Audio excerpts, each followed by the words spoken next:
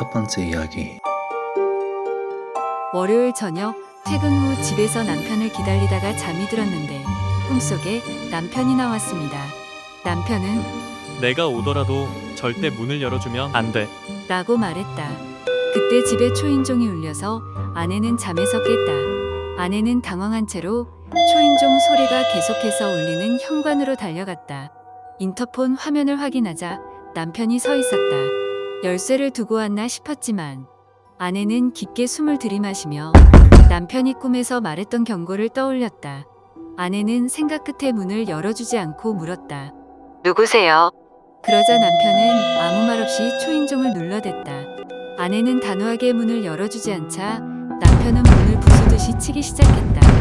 그 광경에 아내는 경찰서에 서둘러 전화했다. 아내는 숨이 막혀가는 듯한 공포에 휩싸였다.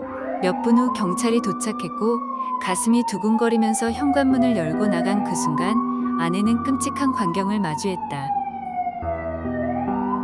해석. 남편의 목이 베어져 머리만 낙인굴고 있었다. 강도는 남편의 머리를 들고 연기를 한 것이었다. 두 번째 이야기. 아직이야. 나는 아내를 향해 불만을 내뱉었다. 여자들은 왜 이리 준비가 오래 걸리는 걸까? 이제 곧 끝나. 서두르지 마. 미사코야, 왜 이렇게 요란이니? 아내가 말하는 것처럼 확실히 난 성격이 급하다. 기다리다 지쳐서 난 담배를 꺼내 불을 붙였다. 어느새 딸이 조용해졌다. 아버님, 어머님이 갑자기 놀라시지 않으실까? 손녀를 보시자마자 싱글벙글 하실 거야. 아내가 내 목 주위를 가지런하게 해주었다. 목이 약간 조이는 것 같아. 사랑해. 뭐야, 갑자기. 왜 부부잖아? 아내는 시선을 내리며 수줍어하고 있는 것 같다. 그래, 나도 당신 사랑해. 이렇게 이야기한 건 정말 몇 년 만일까. 조금 부끄러웠지만 기분은 나쁘지 않다. 나는 아내의 손을 잡고 말했다. 그러면 이제 갈까? 우린 발 밑에 놓인 의자를 찾다. 해석. 딸아이를 두고 부부는 동반 자살을 한 것이었다. 세 번째 이야기. 어둠이 서린 저녁, 푸른 공원은 한 아이의 놀이터가 되었다. 그 아이는 무심하게도 흙장난에 빠져들어 계속 놀고 싶어 했다. 그러나 아이의 어머니는 어두워졌으니 집으로 돌아가자고 했다. 이제 집으로 돌아가요. 싫어. 계속 흙장난 하고 싶어. 바쁘기 때문에 안 돼요. 벌써 시간이 이렇게 되었잖아요. 이제 곧 어두워져요. 에이, 엄마도 아빠가 없어진 날 밤에는 늦게까지 흙장난했잖아. 어머니는 아이의 말에 미소를 지었지만 어딘가 불안한 느낌이 밀려왔다. 그 순간 공원의 분위기가 어둡고 차가워졌다. 아이의 어머니는 아이의 눈을 바라보며 말했다. 어라, 봤어요? 그러면 나는 오늘 밤도 장난하지 않으면 안 되겠네. 아이의 어머니는 웃음이 갑자기 바뀌었다. 어머니의 눈에는 이상한 빛이 돌았다. 어머니는 아이에게 손을 내밀며 더는 웃지 않았다. 엄마, 어디 가는 거야? 어머니는 냉소적으로 웃으며 속삭였다. 왜? 흑장난 계속 하고 싶어 했잖아. 해석. 아이의 엄마가 아빠를 죽여 흙에 묻었고 오늘 밤에 아이도 죽여 흙에 묻는다는 뜻이었다. 네 번째 이야기. 독서실에서 공부를 끝낸 뒤 꼭두 새벽에 집으로 돌아가면서 엄마와 통화를 하고 있었다. 그때 무언가 쿵소리가 나더니 통화가 갑자기 끊어졌다. 집에는 엄마밖에 없어서 걱정이 가기 시작했다. 그때 엄마와 세키로 맞춘 휴대폰 열쇠고리가 미끄러지듯 땅에 떨어졌고 나는 불안해지기 시작해 집으로 뛰어갔다. 도착한 집은 조용하게 텅 비어 있었다. 집불을 꺼져 있었고 멀리서 엄마가 살짝 열린 방문 틈으로 나를 바라보고 있었다. 엄마, 무슨 일 있어요? 쿵소리 나면서 전화가 끊기던데. 휴대폰을 떨어뜨리면서 배터리가 분리됐었어. 걱정할 필요 없어. 어서 자. 나는 안도의 한숨을 쉬며 방으로 들어갔다. 하지만 무언가가 마음을 불안하게 만들었다. 다음 날 아침 엄마가 무언가를 찾고 있었다. 엄마가 고개를 갸웃거리며 나에게 다가왔다. 내 휴대폰 어디 뒀어? 무슨 소리야? 어제 새벽에 엄마랑 통화할 때 폰 들고 있었잖아. 그러자 엄마의 표정이 찡그러졌다. 뭔 소리야? 새벽 언제? 어제 일찍 잠들었는데. 나는 다시 불안해지기 시작했다. 농담하지 마. 장난치는 거지? 얘가 아침부터 장난은 얼어 죽을. 손을 떨면서 나는 엄마의 휴대폰에 전화를 걸었다. 그러자 내 방에서 전화 소리가 들렸다. 방에 들어가 보니 엄마의 폰은 내 침대 베개 밑에 있었다. 엄마가 폰 여기에 뒀어? 라며 내가 말하자 엄마는 나를 이상한 눈으로 쳐다봤다. 너가 어젯밤에 엄마 폰 필요하다며 가져갔었잖아. 나는 그 말을 듣고 전율이 죽을 듯이 몸 전체를 감쌌다.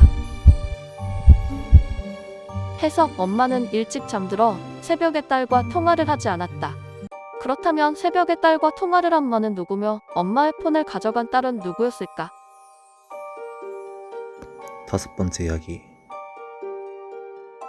한 연인은 자신들의 친구들과 함께 즐거운 시간을 보내려고 산으로 떠났다. 하지만 언제부턴가 비는 점점 거세져 갔고 안개가 산을 감싸기 시작했다.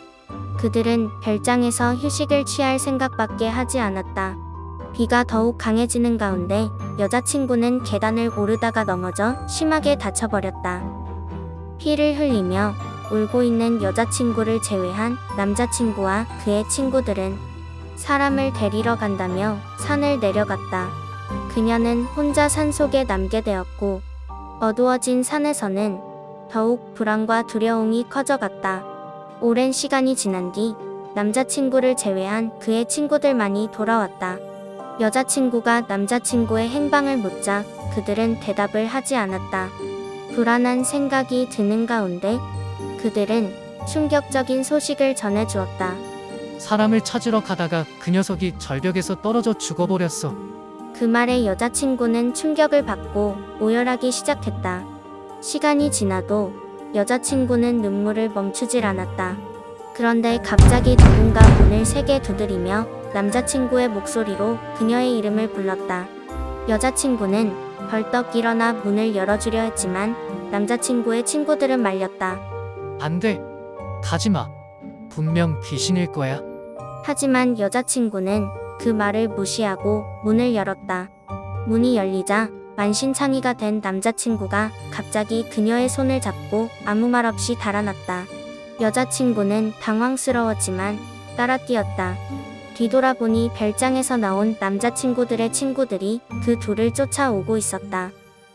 남자친구는 더욱 빠르게 달렸고 그녀에게 이렇게 말했다. 여자친구는 그 말을 끝으로 절벽 아래로 떨어졌다. 해석 남자친구는 친구들의 말처럼 절벽에 떨어져 사망했고 귀신이 되어 여자친구를 찾아와 절벽으로 떨어뜨렸다. 6번째 이야기. 한 여고생이 야자를 마치고 집에 들어왔습니다. 그녀는 밤늦게까지 공부를 하느라 피곤해져서 욕실에 불도 안 켜고 얼굴만 씻고 나오려 했습니다. 그때 새벽 1시 56분이었습니다. 욕실에 들어간 여고생은 피로한 몸을 달래기 위해 뜨거운 물을 기다리지 않고 찬물로 바로 씻으려고 세면대에 손을 내밀었습니다. 하지만 아무리 기다려도 물이 나오지 않았습니다. 여고생은 불을 켜고 확인하려는 찰나 자기 옷이 축축하게 젖어있던 것을 발견했습니다. 아차 싶었을 때 물이 나오기 시작했습니다. 해석 누군가 수도꼭지를 손으로 막고 있어서 수압의 옷이 젖고 있었다. 마지막 이야기. 집에 한 꼬마가 혼자 있었다. 그러던 중 전화가 왔다. 여보세요. 어떤 아저씨의 목소리였다. 꼬마야, 혹시 너네 엄마 있니? 아니요. 없어요. 엄마는 장보고 오는 도중 괴한에게 죽었다. 그럼 혹시 너네 아빠 있니? 아빠는 집에 오던 길 교통사고로 죽었다. 아니요. 없어요. 그래. 그럼 혹시 다인의 집이니? 아니요. 아닌데요. 그래. 착각했구나. 미안. 해석 그 아저씨는 사실 그 꼬마네 가족을 죽이려고 한 것이 아닌데 집을 착각해서 꼬마의 부모를 죽인 것이다.